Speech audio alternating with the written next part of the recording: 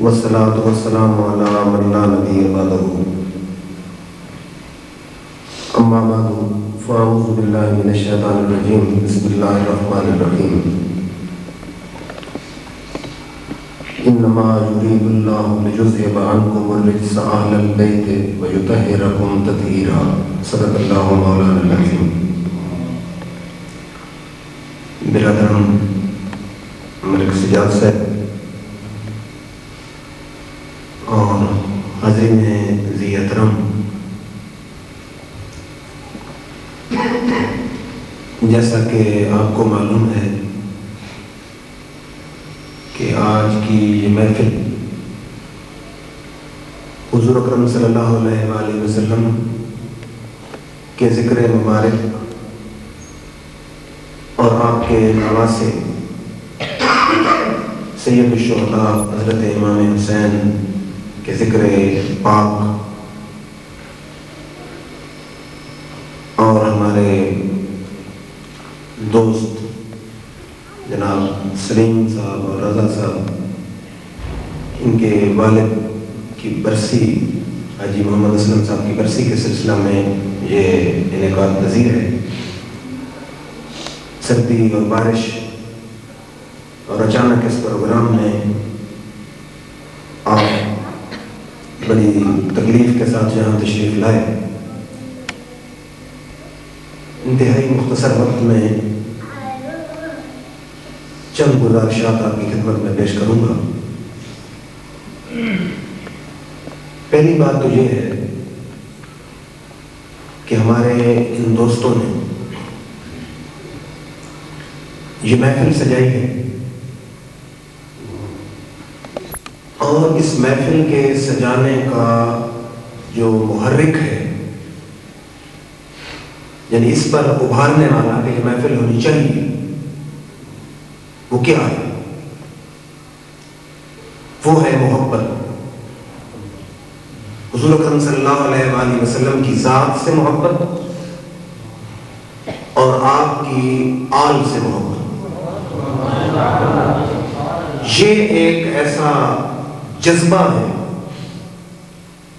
کہ جس نے انہیں مجبور کیا کہ سردی اور بارش میں بھی آقا کے ذکر کی محفل منعقد کی جائے. وہ مشہور ہے نا کہ عشق اور جنگ میں سب کچھ جائز ہے. اب پڑھے لکھے دوست بیٹھے ہیں، پہلا سوال یہ ہے کہ محبت کیا ہے اور عشق کیا ہے؟ شیکسپیئر ایک انگریزوں کا بہت بڑا مصنف تھا، بڑا اسکالر ہے، ایم اے انگلش میں اس کے مختلف مضامین لگے ہوئے ہیں. اس سے کسی نے پوچھا کہ محبت کیا ہے؟ اس نے کہا کہ God is love and love is God. محبت خدا ہے اور خدا محبت ہے. اس نے کہا کہ محبت خدا ہے اور خدا محبت ہے. اتنا بڑا سکالر ہو کے، عالم ہو کے بھی محبت کی گتھی کو سلجھا نہ سکا. اسے سمجھ ہی نہیں آئی کہ محبت کیا ہے. ایک اور انگریزوں کا مصنف ہے، اس کا نام ہے فرانسس بیکن، بڑا مشہور آدمی ہے. اس سے کسی نے پوچھا کہ محبت کیا ہے؟ اس نے کہا it is attraction between two souls, کہ محبت دو روحوں کے درمیان کشش کا نام ہے، کہ جب دو روحوں میں کشش ہوتی ہے تو یہی تو محبت ہے. ایک اور انگریز ہے، اس سے کسی نے پوچھا کہ محبت کیا ہے؟ اس نے کہا it is impossible to love and to be wise. اس نے کہا میں اتنا بتا سکتا ہوں کہ یہ ناممکن ہے کہ انسان محبت بھی کرے اور عقل مند بھی رہے. بس جب محبت آتی ہے انسان کا عقل ہی روانہ ہوتا ہے. یہ تو تھے انگریز. اب آئے مسلم سکالرز. ابن قیم اہل حدیث حضرات کا بہت بڑا امام ہے، بڑا سکالر آدمی ہے. اس سے کسی نے پوچھا کہ محبت کیا ہے؟ اس نے کہا کہ تم اس کی وضاحت کو چھوڑو، بس اتنا کہہ دو کہ محبت محبت ہے. کیونکہ جتنی اس کی تعریف کرتے چلے جاؤ گے اتنی تعریف الجھتی چلی جائے گی. بس بات ختم اس پہ ہوتی ہے کہ محبت محبت ہے. پھر ایک مسلم اسکالر ہیں امام احمد کستلانی، بہت بڑے اسکالر ہیں، ان کی کتاب ہے مواہب الدنیا سیرت کی. ان سے کسی نے پوچھا کہ محبت کیا ہے، تو انہوں نے کہا والمراد ان تہب ارادتک ونفسک ووقتک لمن تحبہ. انہوں نے کہا کہ محبت یہ ہے کہ محب اپنا تن من دھن وقت سب کچھ محبوب کے قدموں پہ قربان کرتے ہیں. نے کہا محبت یہ ہے کہ محب اپنا تن من دھن وقت سب کچھ محبوب کے قدموں پہ قربان کرتے ہیں. اب آپ کہیں گے کہ ہم تو قرآن حدیث سننے آئے ہیں، تو آئیے آپ کو دربار رسالت میں لیے چلتا ہوں. میرے آقا کی محفل سجی ہے، اس محفل پہ میرے ماں باپ قربان ہوں کہ جس محفل میں سنانے والا حبیب ہو اور سننے والا صدیق ہو. حضور اکرم صلی اللہ علیہ وآلہ وسلم صحابہ کے جھرمٹ میں کیسے تھے؟ جیسے ستاروں کے جھرمٹ میں چاند ہوتا. حضور تشریف فرمائے، ایک صحابی نے عرض کی جی محبت کی نشانی کیا ہے؟ آپ نے فرمایا حبک الشیء یومی و یسم. آپ نے فرمایا کسی چیز کی محبت، اس کی نشانی یہ ہے کہ محبت انسان کو اندھا بھی کر دیتی ہے، بہرا بھی کر دیتی ہے. صحابہ نے پوچھا جی کیا مطلب ہے؟ آپ نے فرمایا اگر محب سچا ہو اس کی آنکھ کو محبوب کا عیب نظر ہی نہیں آتا. محبوب میں ہزار عیب ہوں، محب کی آنکھ ان عیب کو عیب دیکھنے سے اندھی ہے.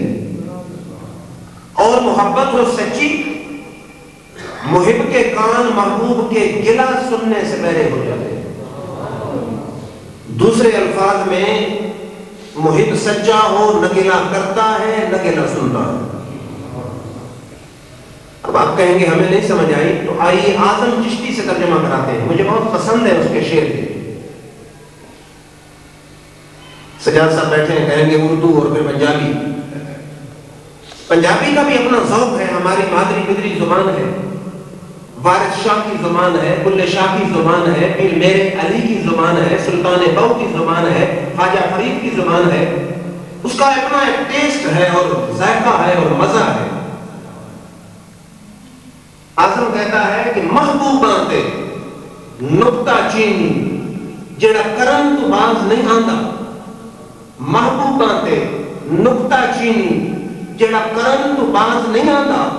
اصل منافق جانے اس نو وہ تے جھوٹا پیار جتاندا. محبوباں تے نقطہ چینی جڑا کرن تو باز نہیں آندا. اصل منافق جانے اس نو وہ تے جھوٹا پیار جتاندا.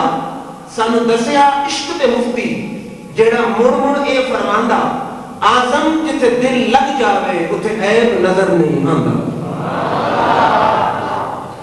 اعظم جتے دل لگ جاوے اتے عیب نظر نہیں آندا.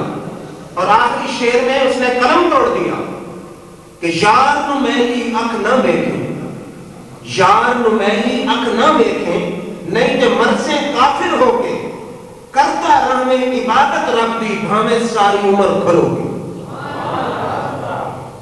اب محبت تو آپ نے سمجھی کہ محبت کیا ہے.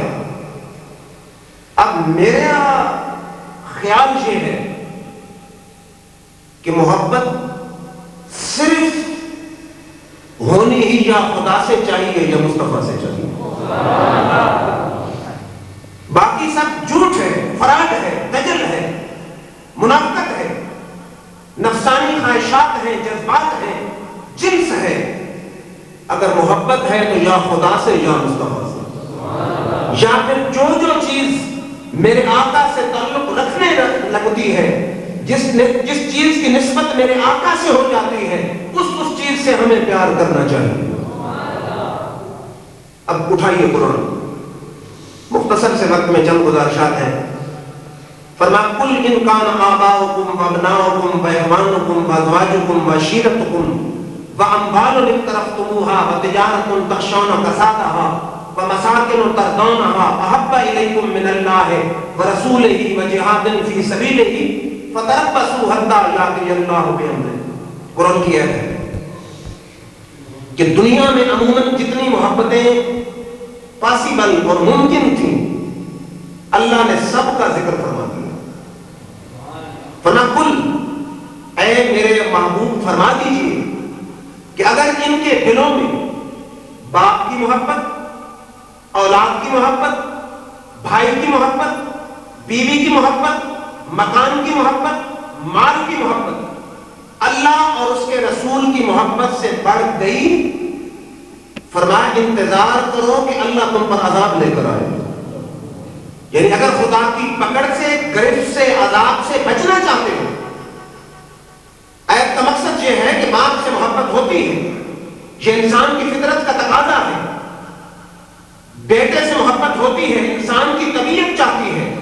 مال سے محبت انسان کی طبیعت چاہتی ہے. مکان سے محبت انسان کی فطرت میں شامل ہے. لیکن فرمایا جب بات آئے خدا کی یا مصطفیٰ کی تو باپ کی محبت، اولاد کی محبت، بیوی کی محبت، مکان کی محبت، مال کی محبت، ساری محبتوں کو لے کر مصطفیٰ کے قدموں پہ قربان کرتا ہوں. ساری محبتیں ہونی چاہیے لیکن سب سے زیادہ محبت خدا سے ہونی چاہیے، اس کے بعد مصطفیٰ سے ہونی چاہیے، پھر اپنے اعزاء و اقارب سے ہونی چاہیے. اب یہ تو تھا قرآن. اب اٹھائیے حدیث، بخاری میں ہے، معتبر حدیث کی کتاب ہے. حضور صلی اللہ علیہ وآلہ وسلم نے فرمایا لا یؤمن احدکم حتی اکون احب الیہ من والدہ وولدہ والناس اجمعین.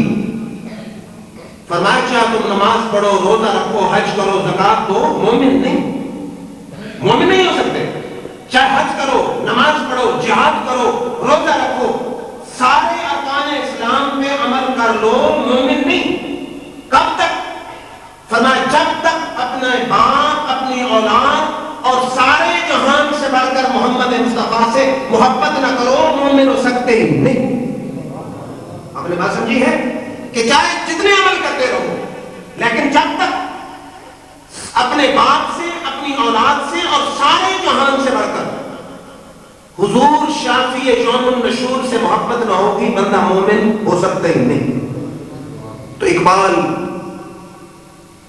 جو بہت بڑا سکالر ہے، مصور پاکستان بھی ہے، اس نے اس قرآن کی آیت اور حدیث کا ترجمہ کیا. کہتا مغز قرآن روح ایمان جان دین. مغز قرآن روح ایمان جان دین ہست حب رحمت للعالمین. مغز قرآن روح ایمان جان دین ہست حب رحمت للعالمین. اگر قرآن کا مغز پوچھنا چاہتا ہے، ایمان کی جان پوچھنا چاہتا ہے، اسلام کی روح پوچھنا چاہتا ہے، وہ نماز روزہ نہیں، وہ تو آمنہ کے لال کی سچی محبت ہے. قرآن حدیث. اب تیسرے نمبر پر ہے صحابہ کا عمل. کیوں کہ اب آپ کلمہ پڑھیں ایک انداز میں ایمان لائیں. ہمارے مولوی محمد خان صاحب ایک انداز، ڈیزائن، سٹائل میں ایمان لائیں. میں کسی انداز میں ایمان لاؤں تو ہر ایک کا جو سٹائل اور انداز ہے ضروری نہیں کہ میرے رب کو قبول ہو. قرآن میں اللہ نے فرمایا فَإِنْ آمَنُوا بِمِثْلِ مَا آمَنْتُمْ بِهِ فَقَدْ اهْتَدَوْا. فرمایا ہر غیرے اور اپنی مرضی اور من گھڑت اور ریڈی میڈ سٹائل کا ایمان قبول نہیں. فرمایا میں رب اس ایمان کو قبول کرتا ہوں جو میرے نبی کے صحابہ کے انداز میں. فرمایا ہر آدمی کا سٹائل، ہر آدمی کے ایمان کا ڈیزائن، ہر آدمی کے ایمان کا انداز میں رب کے دربار میں قبول نہیں. وہ انداز، وہ ڈیزائن، وہ سٹائل قبول ہے جو محمد مصطفیٰ کے صحابہ کا سٹائل ہے. سمجھ آ رہی ہے؟ کون سا انداز قبول ہے؟ جو مصطفیٰ کے صحابہ کا انداز. اب صحابہ کے انداز پر 3 روایتیں. طبرانی کی حدیث ہے کہ ایک صحابی اندھا ہو گیا، دوسرے صحابہ حضور صلی اللہ علیہ وسلم کے وصال کے بعد اندھا ہو گیا، دونوں آنکھوں کی نظر چلی گئی۔ صحابہ اس کے پاس گئے عیادت کرنے کے لیے کہ دوست افسوس ہے تیری بینائی چلی گئی۔ توجہ فرمائیں، دنیا کے مجازی اشاق بھی آپ نے دیکھے ہیں، لیکن محمد عربی کے سچے عاشق بھی دیکھے۔ محبت و عشق کی تاریخ ایسے واقعات پیش کرنے سے قاصر ہے جیسے صحابہ کرام نے پیش کیے۔ اس نے کہا مجھے تو کوئی افسوس نہیں، صحابہ نے کہا پاگل ہو، نظر چلی گئی، افسوس نہیں۔ توجہ فرمائیں، اس نے کہا کنت اریدها لانظر الى النبي صلی اللہ علیہ وسلم فلما قبض النبي صلی اللہ علیہ وسلم فوالله ما يسرني ان بهما عين ذبي من ذبائح قبل له۔ کہتا اللہ کی قسم ان آنکھوں کی ضرورت اس وقت تھی جب سامنے والضحیٰ کا کپڑا نظر آتا تھا۔ ان آنکھوں کی ضرورت اس وقت تھی جب سامنے محمد عربی نظر آتے تھے۔ جب آقا دنیا سے چلے گئے، اللہ کی قسم اگر اللہ ہرن کی آنکھ بھی مجھے دے دے تو لینے کی ضرورت نہیں۔ وہ کہتا ہے ان آنکھوں کی ضرورت، ان آنکھوں کا فائدہ، ان آنکھوں کا مصرف، ان آنکھوں میں دلچسپی، ان آنکھوں سے محبت اس وقت ہوتی تھی جب سامنے کملی والے کی واللیل کی زلفیں نظر آتی تھی، جب والضحیٰ کا مکھڑا نظر آتا تھا، جب علم نشرہ کی چھاتی نظر آتی تھی، جب آقا کا رخ زیبا نظر آتا تھا، آقا کی چال نظر آتی تھی۔ آقا مزار میں چلے گئے، رب ہرن کی آنکھ بھی دے تو لینے کی ضرورت نہیں ہے۔ نعت کا شعر ہے، مجھے بہت پسند ہے، اسی موقع پر ہے کہ بے خود کیے دیتے ہیں انداز حجابانہ، بے خود کیے دیتے ہیں انداز حجابانہ، آپ دل میں تجھے رکھ لوں اے جلوہ جانانا، جی چاہتا ہے کہ تحفے میں بھیجوں انہیں آنکھیں، درشن کا تو درشن ہو، نظرانے کا نظرانہ۔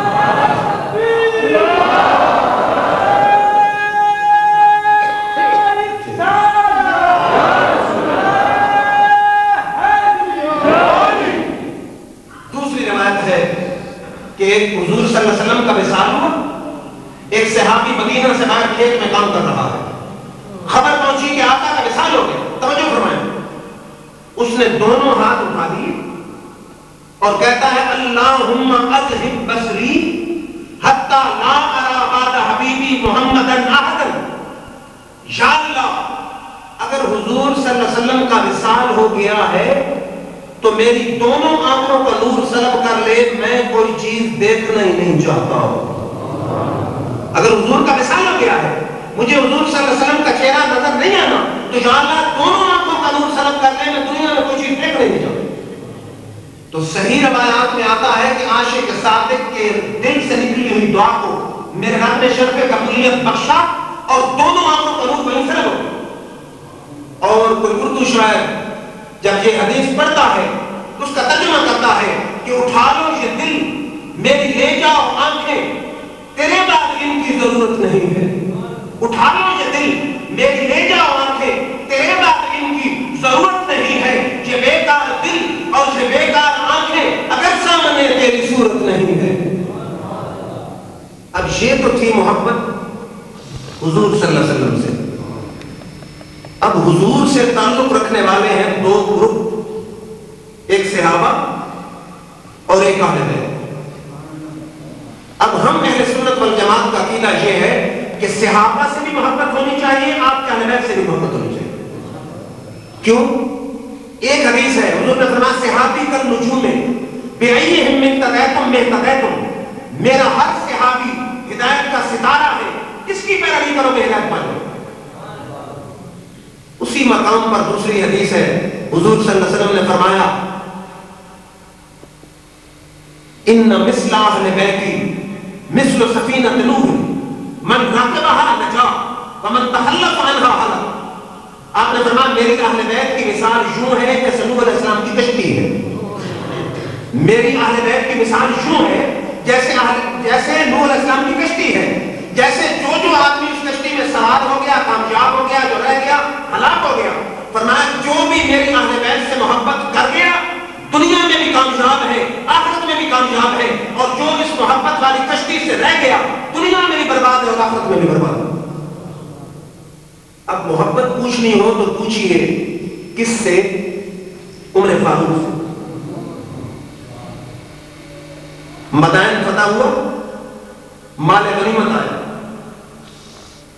حضرت عمر نے اپنے بیٹے کو 500 درہم, امام حسن و حسین کو 1000 درہم دی.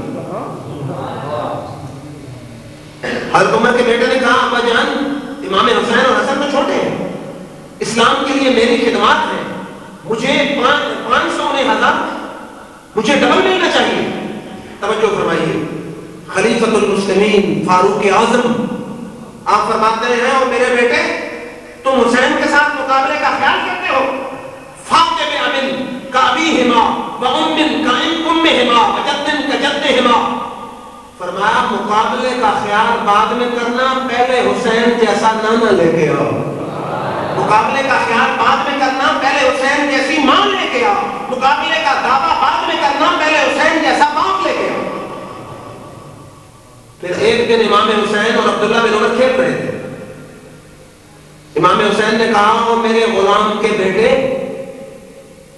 حضرت عبداللہ بن عمر ناراض ہوئے, امام حضرت عمر کے فاروق کے پاس گئے کہ ابا جان میں امیر المومنین خلیفۃ المسلمین فاروق اعظم کا بیٹا ہوں, 36 لاکھ مربع میل پر جس کی حکمرانی ہے, اور حسین کہتا ہے کہ میرے غلام کا بیٹا.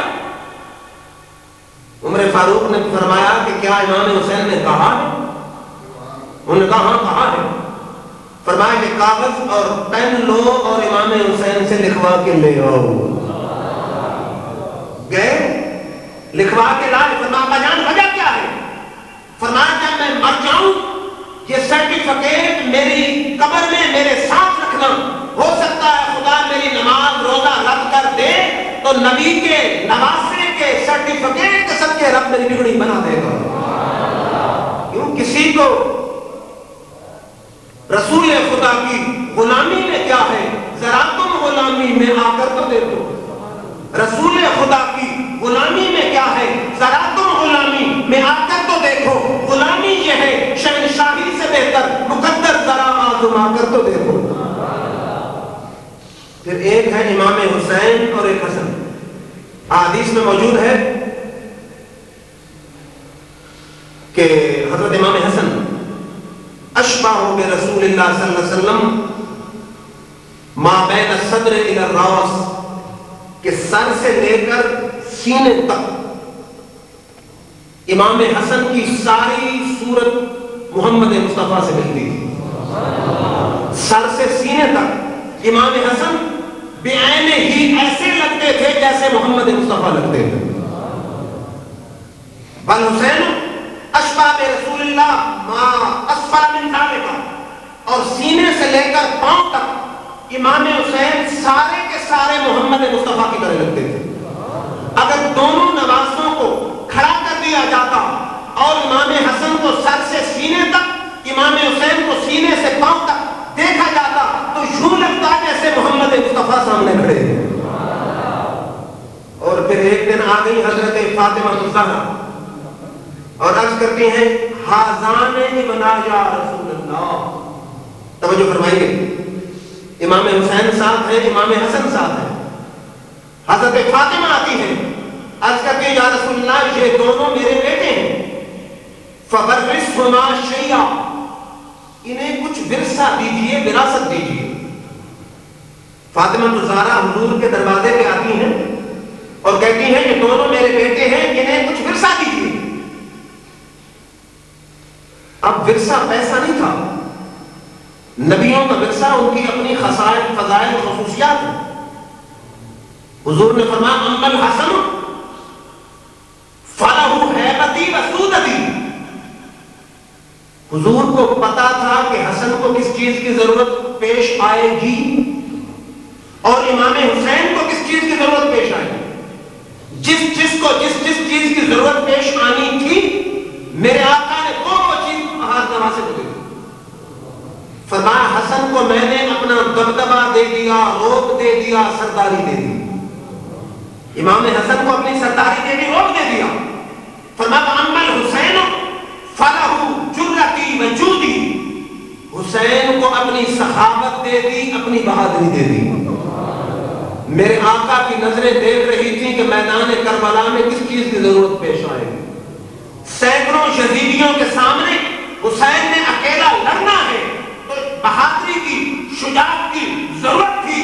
میرے آقا نے 20 سال پہلے حسین کے چہرے کو تک کے جس چیز کی ضرورت تھی میرے آقا نے پہلے وہ تحفہ حسین کو عطا فرما دیا کہ بیٹا جاؤ، چاہے سینکڑوں ہو چاہے ہزاروں ہو، تیرا دل گھبرائے گا نہیں.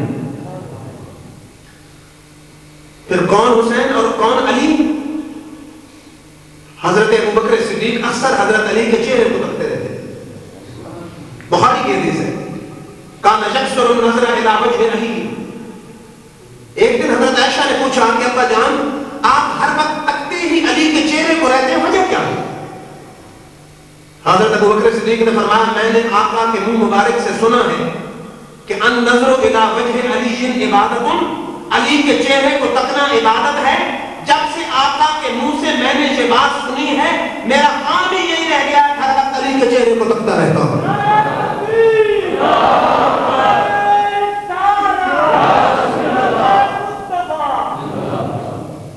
پھر کون حسین؟ حضور صلی اللہ علیہ وسلم سجدے میں جاتے ہیں، امام حسین اوپر سوار ہو جاتے ہیں. اب سجدے میں کتنی تسبیح ہوتی ہے؟ 3 دفعہ 5 دفعہ 7 دفعہ. حضور صلی اللہ علیہ وآلہ وسلم نے سجدہ ہی طویل فرما دیا. جب تک حسین اترے نہیں حضور صلی اللہ علیہ وسلم نے سجدے سے سر اٹھایا نہیں. جب حضور امام حسین اٹھے حضور نے سجدے سے سر کو اٹھایا. امام حسین نے زبان حال سے کہا کہ نانا جان آج آپ نے سجدہ طویل کر کے مجھے گرنے سے بچا لیا، کل میں سارا گھرانہ قربان کر کے آپ کے دین کو گرنے سے بچا لوں گا. شاعر نے کیا مزے کی بات کی ہے نا کہ اس نے حق کربلا کا ادا کر دیا، اس نے گھر کا گھر ہی سپرد خدا کر دیا، اس حسین ابن حیدر پہ لاکھوں سلام.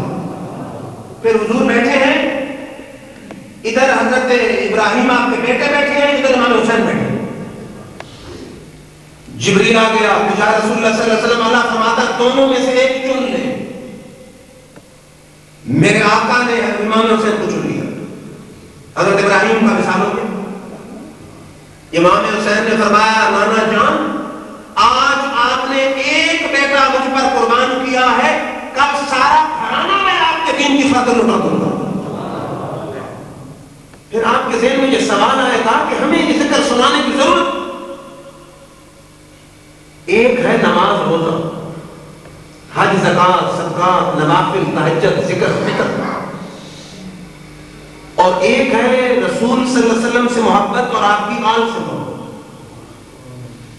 عبادات کی اپنی اہمیت ہے لیکن یاد رکھیں یہ محبت بھی کام کی چیز ہے، اس کے بھی بڑے فوائد ہیں. کیسے؟ حضور صلی اللہ علیہ وسلم ایک دن بیٹھے ہیں، کمبل لپیٹ کے بیٹھے ہیں. صحابی آیا، اس نے کہا جی کمبل میں کیا؟ حضور صلی اللہ علیہ وسلم نے کمبل ہٹایا، اندر سے امام حسن و حسین نکل آئے. توجہ، حضور نے ہاتھ کھڑے کر دیا. آپ نے فرمایا اللہم انی احبہما، یا اللہ میں دونوں نواسوں سے محبت کرتا ہوں، یا اللہ میں دونوں نواسوں سے محبت کرتا ہوں. فاحبہما، تو بھی دونوں نواسوں سے محبت کر. بات سمجھ آ رہی ہے؟ یا اللہ دونوں نواسوں سے محبت کرتا ہوں، تو بھی دونوں نواسوں سے محبت کر. فاحبا من یحبہما، اور میرا جو امتی میرے نواسوں سے محبت کرے یا اللہ تو اس امتی سے بھی محبت کر. معمولی صلہ نہیں، جو امام حسین سے محبت کرتا ہے، امام حسن سے محبت کرتا ہے، سمجھ لے کہ خدا بھی اس سے محبت کرتا ہے، مصطفیٰ بھی اس سے محبت کرتا ہے. اب جو اللہ کا محبوب بن جاتا ہے، مصطفیٰ کا محبوب بن جاتا ہے، دنیا میں بھی کامیاب ہے، آخرت میں بھی کامیاب ہے. حضور کی دعا تو ریجیکٹ نہیں ہو سکتی نا. آپ نے فرمایا یا اللہ جو میرے نواسوں سے محبت کرتا ہے تو اس سے بھی محبت کر. تو لازمی بات ہے کہ حضور کی دعا قبول ہے، تو جو بھی امام حسن و حسین سے محبت کرے گا اللہ ضرور اس بندے سے محبت کرے گا. اور پھر یہ بھی حدیث ترمذی میں حضور صلی اللہ علیہ وسلم نے فرمایا من احبنی، امام حسن و حسین بیٹھے ہیں نا، آپ نے فرمایا من احبنی، جس نے مجھ سے محبت کی. وَأَحَبَّ هَذَيْنِ، اور میرے ان دو نواسوں سے محبت کی، جس نے مجھ سے محبت کی اور میرے ان دو نواسوں سے محبت کی، وَأَبَاهُمَا وَأُمَّهُمَا، ان کی ماں سے محبت کی، ان کے باپ علی سے محبت کی. فرمایا کان معی فی درجتی یوم القیامہ، فرمایا میدان معاشر میں جنت کے جس محل میں میں ہوں گا میرے ساتھ میرا غلام ہوگا. معمولی صلہ نہیں. فرمایا جس نے مجھ سے محبت کی، میری اہل بیت سے محبت کی، امام حسن و حسین سے محبت کی، فاطمہ الزہرا سے محبت کی، علی شیر خدا سے محبت کی، جنت کے جس محل میں میں ہوں گا وہی میرا غلام میرے ساتھ ہوگا. پھر امام حسین کا مشن کیا ہے؟ یاد کیسے منانی چاہیے؟ یہ یاد نہیں کہ سینہ گودی کی جائے، کالے کپڑے پہن لیے جائیں، یہ کوئی یاد نہیں. یہ یاد کا انداز نہیں، اسلام میں یہ یاد جائز نہیں. حضور صلی اللہ علیہ وسلم نے فرمایا، بخاری کی حدیث ہے، من ضرب الخدود فشق الجیوب فلیس منا، فرمایا جس نے مصیبت کے وقت سینہ گودی کی، رخسارے پیٹے، وہ ہم میں سے ہے ہی نہیں. جس نے مصیبت کے وقت، پریشانی کے وقت، درد و آلام کے وقت، کوئی مر جائے تو اس وقت سینے کو پیٹا، رخساروں کو پیٹا، فرمایا وہ یوں سمجھے میں مصطفیٰ کی امت میں سے ہوں ہی نہیں. یاد منانے کا انداز کیا ہے؟ یاد منانے کا انداز یہ ہے کہ کلمہ پڑھ کے امام حسین کی روح کو بخشا جائے. یاد منانے کا انداز یہ ہے درود پاک پڑھ کے امام حسین کو بخشا جائے. یاد منانے کا انداز یہ ہے قرآن پڑھ کے امام حسین کو بخشا جائے. یاد منانے کا انداز یہ ہے صدقہ خیرات کر کے اس کا ثواب امام حسین کی روح کو بخشا جائے. وہ ایک غلط عقیدے کا شاعر تھا نا، سنیوں کا اجتماع تھا اور دوسرے عقیدے کا شاعر. توجہ، اس نے مصرع پڑھا کہ کافر ہیں جو حسنین کا ماتم نہیں کرتے. توجہ فرمائیں، کافر ہیں جو حسنین کا ماتم نہیں کرتے. آگے تو سنی شاعر تھا، اس نے کہا کافر ہیں جو حیات شہداء کے ہیں منکر، کافر ہیں جو حیات شہداء کے ہیں منکر، ہم زندہ و جاوید کا ماتم نہیں کرتے.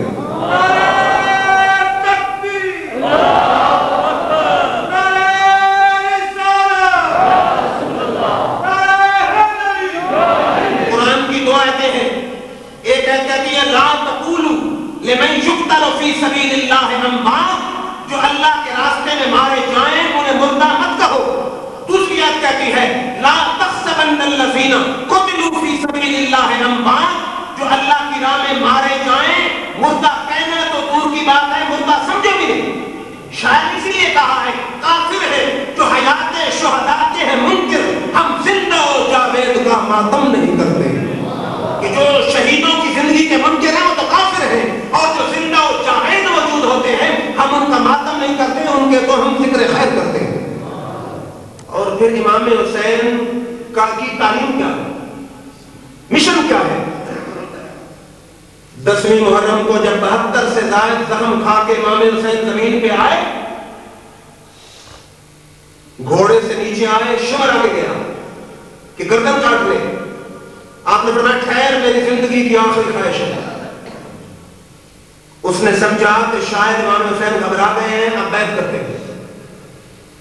قریب گیا، آپ نے فرمایا میری زندگی کی آخری گھڑیاں لمحے ہیں، میں چاہتا ہوں دنیا سے جاؤں تو رب کی نماز پڑھ کے جاؤں. مجھے اتنا وقفہ دے دے کہ میں نماز پڑھ لوں، آخری رب کے حضور میں سجدہ کر لوں، اور نانے کی امت کو کہ دست دے دوں کہ سردیاں ہوں یا گرمیاں ہوں، اپنے گھر میں امن و سکون میں تم نماز نہیں پڑھتے. میرا مشن یہ ہے، میرا نظریہ یہ ہے کہ نہ مسجد میں نہ بیت اللہ کی دیواروں کے سائے میں نماز عشق ادا ہوتی ہے تلواروں کے سائے میں. تم گھر میں بیٹھ کے نماز نہیں پڑھتے، آرام و سکون کی زندگی میں نماز نہیں پڑھتے. فرمایا میرا مشن تو یہ ہے نہ مسجد میں نہ بیت اللہ کی دیواروں کے سائے میں نماز عشق ادا ہوتی ہے تلواروں کے سائے میں. پھر آج برسی ہے، اس حوالے سے دو باتیں کہ جو بیچارے ہمارے والدین، رشتہ دار، محسن دنیا سے چلے جاتے ہیں، ان کے بڑے احسانات ہوتے ہیں ہم پہ، مال دولت مکان عزت وقار دے کے جاتے ہیں، اب ان کے حقوق ہیں ہم پر۔ اب حدیث ہے نا کہ مردے کو کیا چاہیے، مردے کی مثال کیا ہے؟ حضور صلی اللہ علیہ وسلم نے فرمایا مل میت فی القبر الا کالغریق المتحبس ينتظر دعوة من اب و ام و اخ و صدیق فاذا لحقت كان احب الیہ من الدنیا وما فیہا۔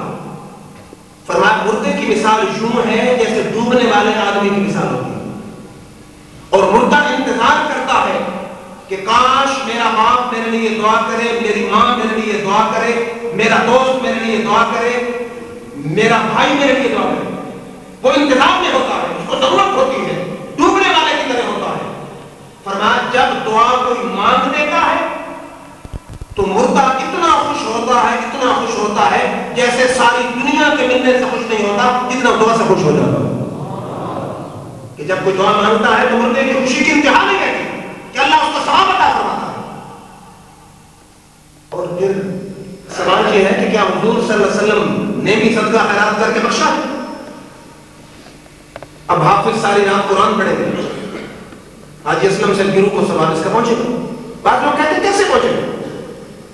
بخاری کی حدیث ہے کہ حضور صلی اللہ علیہ وسلم قبرستان سے گزر رہے تھے، آپ کی خچر مبارک ڈر گئی،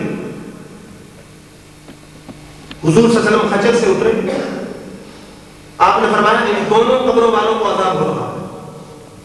توجہ، حضور قبر کے باہر کھڑے ہیں، مردے قبر کے اندر ہیں، حضور صلی اللہ علیہ وسلم نے فرمایا دونوں کو عذاب ہو رہا ہے، ایک چغل خور تھا اس لیے عذاب ہے، ایک پیشاب کے چھینوں سے پرہیز نہیں کرتا تھا اس لیے عذاب ہے۔ آپ نے کھجور کی شاخ لی، دو ٹکڑے کیے، ایک پر رکھا دوسرا دوسرے پر رکھا، فرمایا جب تک یہ کھجور کی شاخیں تر رہیں گی، خدا کی تسبیح بڑھتی رہیں گی، ان کے عذاب میں کمی ہوتی رہے گی۔ توجہ فرمائیں، آپ نے فرمایا جب تک کھجور کی شاخیں تر رہیں گی، اللہ کی تسبیح بڑھتی رہے گی، جب تک خدا کا ذکر کرتی رہے گی، قبروں والوں کے عذاب میں کمی رہے گی۔ مقام غور ہے، درخت کی شاخ تسبیح پڑھے عذاب میں کمی ہو سکتی ہے، اللہ کا بندہ اشرف المخلوقات حافظ قرآن رب کا کلام پڑھے تو پھر مردے کو کتنا ثواب حاصل ہوگا۔ اور پھر حضور صلی اللہ علیہ وسلم بیٹھے ایک صحابی آیا، اس نے کہا جی میری ماں مر گئی ہے، میں صدقہ کروں تو اس کا ثواب اس کو ہوگا؟ حضور صلی اللہ علیہ وسلم نے فرمایا نعم، ہاں ثواب پہنچے گا۔ اس نے کہا ان یشهد کان نہایت قضا و قضا صدقہ تو نہ، اس نے کہا جی اگر ثواب پہنچنا ہے تو گواہ رہیے میرا یہ باغ ماں کے نام پہ وقف ہے، امیر کھائے غریب کھائے۔ تو حضور کے حکم سے صحابی نے صدقہ کر کے اس کا ثواب اپنی ماں کو بخش دیا۔ اور آخری حدیث سنا کے اجازت، تحذیر الناس میں علماء دیوبند کے شیخ الحدیث اور دارالعلوم دیوبند کے بانی مولوی محمد قاسم نانوتوی نے ایک روایت لکھی ہے کہ جنید بغدادی کی محفل سجی تھی، مرید ایک بیٹھا تھا رونے لگا۔ توجہ فرمائیں، جنید بغدادی نے کہا کہ مرید روتے کیوں؟ اس نے کہا کہ میں نے کیا ہے، کشف کیا ہے، اور کشف کے ذریعے میں دیکھتا ہوں کہ میری ماں جو مر گئی ہے وہ دوزخ کے عذاب میں جل گئی۔ جنید بغدادی نے 75,000 مرتبہ کلمہ پڑھا تھا، دل ہی دل میں مرید کی ماں کو بخش دی۔ تھوڑی دیر گزری، دیکھا مرید مسکرا رہا۔ آپ نے فرمایا مرید مسکراتے کیوں؟ اس نے کہا اب میں نے کشف کیا ہے تو ماں کو جنت کے باغات میں دیکھ رہا ہوں۔ آپ نے فرمایا تیرا کشف بھی صحیح ہے اور علماء جو حدیث بیان کرتے وہ بھی صحیح۔ میں نے علماء سے سنا ہے کہ جو 75,000 مرتبہ کلمہ پڑھ کے مردے کو بخش دے، مردہ دوست کی بھی ہو تو کلمے کی برکت سے اللہ جنت عطا فرما دیتا۔ اب میں نے دل میں بخشا تھا، تجھے تو بتایا ہی نہیں تھا، لیکن تو نے کہا کہ میں ماں کو جنت میں دیکھتا ہوں، اس کا مطلب یہ ہے کہ حدیث بھی صحیح ہے، تیرا کشف بھی صحیح ہے۔ تو مقام غور ہے کہ 75,000 مرتبہ کلمہ پڑھ کے بخشا جائے تو مردہ دوست کی بھی ہو تو کلمے کی برکت سے اللہ جنت عطا فرما دیتا ہے۔ اللہ رب العزت سے دعا ہے وہ ہمیں حضور اکرم صلی اللہ علیہ وآلہ وسلم اور امام حسن و حسین کی سچی محبت عطا فرمائے۔ وآخر دعوانا الحمدللہ رب العالمین۔ سارے رات کھڑے ہو جائیں اور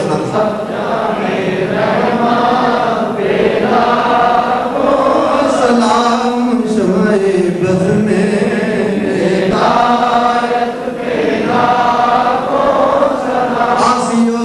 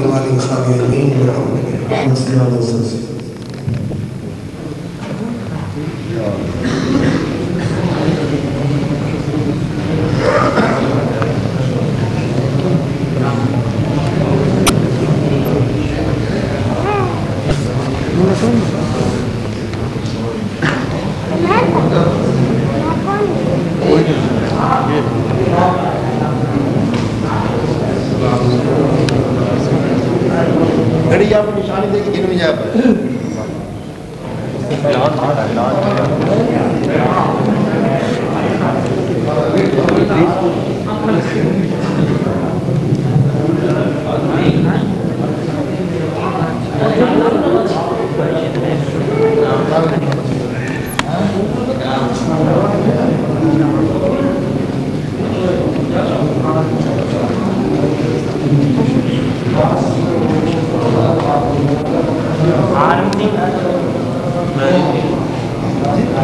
तो